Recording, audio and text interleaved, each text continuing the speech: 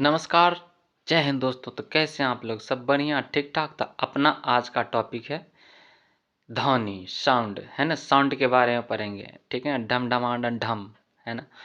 तो ये बुक है एनसीईआरटी सार संग्रह, कॉस्मोस पब्लिकेशन का, और इसका जो राइटर है महेश कुमार वर्णवाल और कुणाल वर्मा, ठीक है। क्लास 6 से 12 तक जितना भी महत्वपूर्ण पॉइंट है सारे पॉइंट को इसमें इंक्लूड किया गया और वन लाइनर के फॉर्म में दिया गया। और बहुत ही महत्वपूर्ण पॉइंट इसमें जितना भी महत्वपूर्ण पॉइंट है सारे पॉइंट को इंक्लूड किया गया, ठीक है ना। चलिए हम लोग देखते हैं, लाइन बाय लाइन पढ़ेंगे और साथ में क्या करते चलेंगे, हम लोग याद भी करते चलेंगे, ठीक है। आप लोग ध्यान से पढ़ते रहिए और साथ में याद भी करते चलिए, है ना।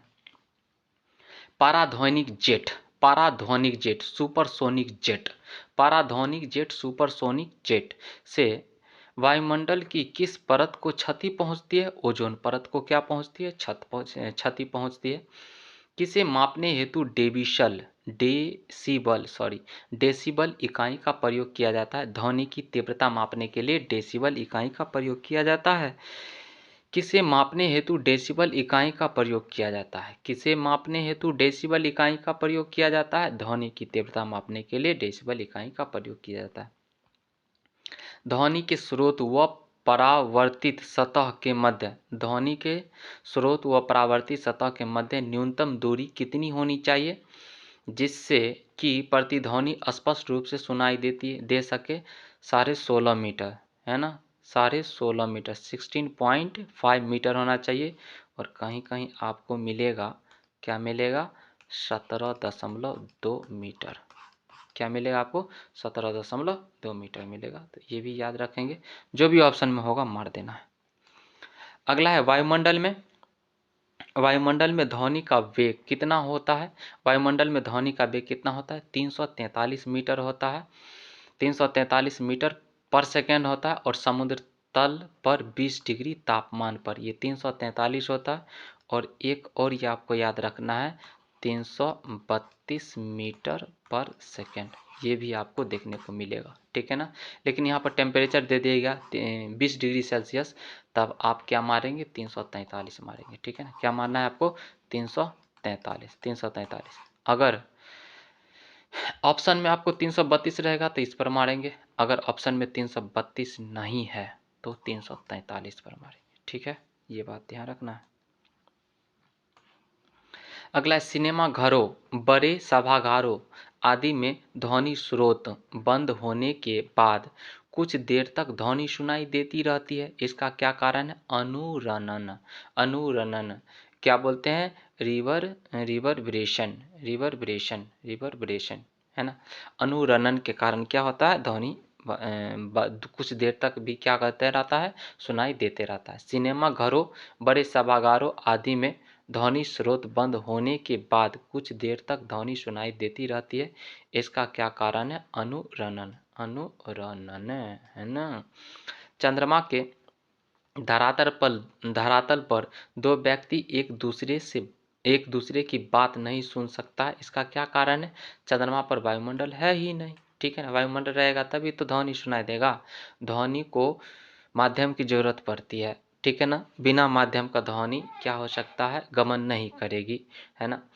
तो ध्वनि को माध्यम चाहिए, जो कि चंद्रमा पर माध्यम है ही नहीं, वायुमंडल है ही नहीं, है ना, जिसकी वजह से सुनाई नहीं देगा। जोर जोर से चिल्ला रहा है, रे राम ललवा, रे राम ललवा, फिर भी नहीं सुनाई दे रहा है, ठीक है ना। तो वहां पर क्या करेगा? नहीं सुनाई देगा, है ना।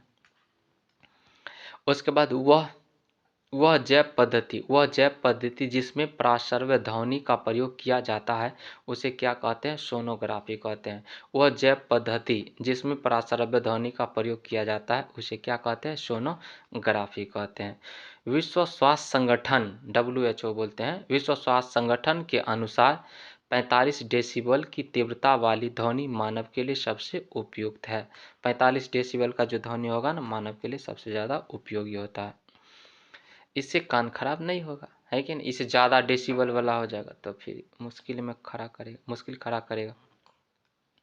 चमगादड़ अंधेरी रातों में उड़ सकती है ना, और अपना शिकार भी कर सकती है, इसका क्या कारण? वे पराध्वनिक तरंगें उत्पन्न करती है और उन्हीं के द्वारा निर्देशित होती है, टीवी रिमोट में किस तरंगों का प्रयोग किया जाता है?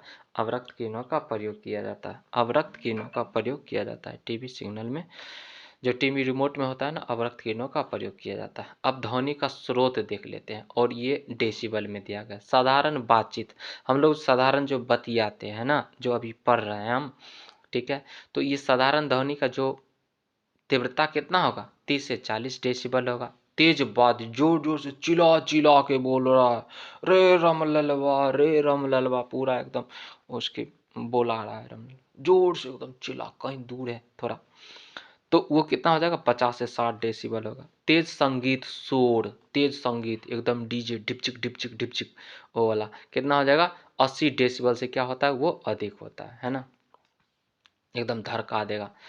और पेड़ के पत्तों की सरसराहट, पेड़ के पत्तों की सरसराहट कितना होता है?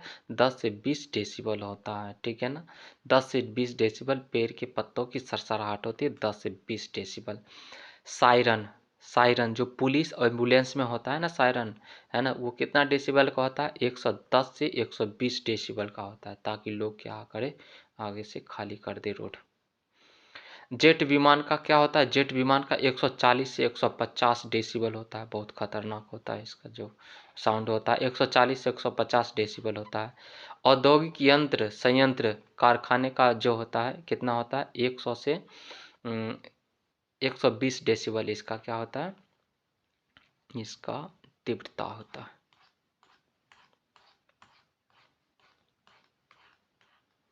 अगला देखते हैं, टेलीविजन। टेलीविजन गराही के दूरस्थ नियंत्रण में कौन सी विद्युत चुंबकीय विकिरण प्रयोग में लाई जाती है? अवरक्त विकिरण का प्रयोग में लाई जाती है।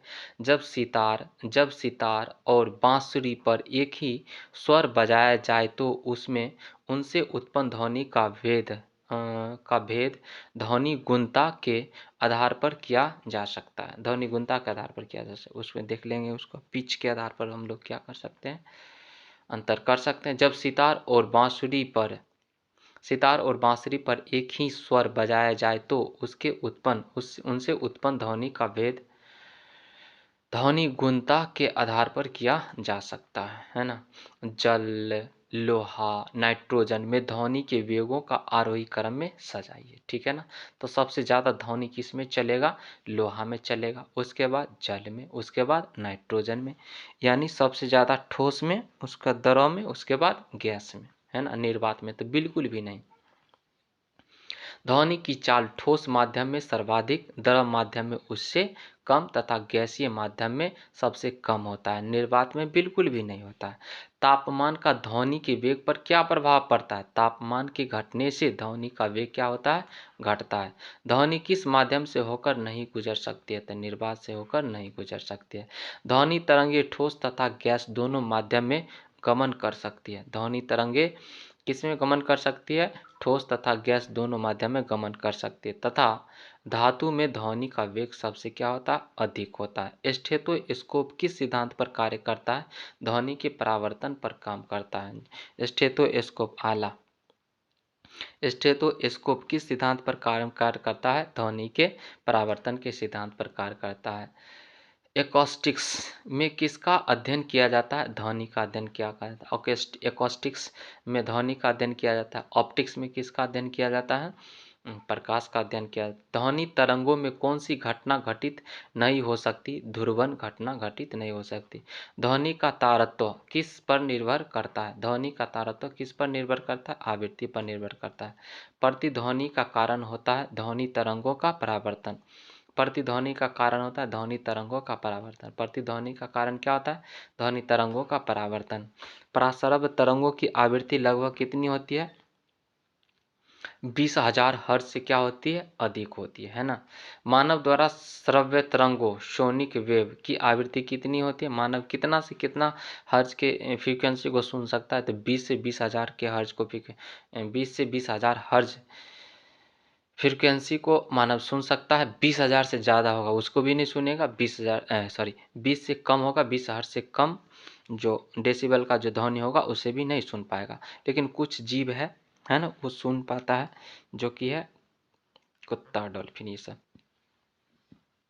ये जैसे पराश्रव्य ध्वनि तरंगे किसके द्वारा सुनी जा सकती है ना?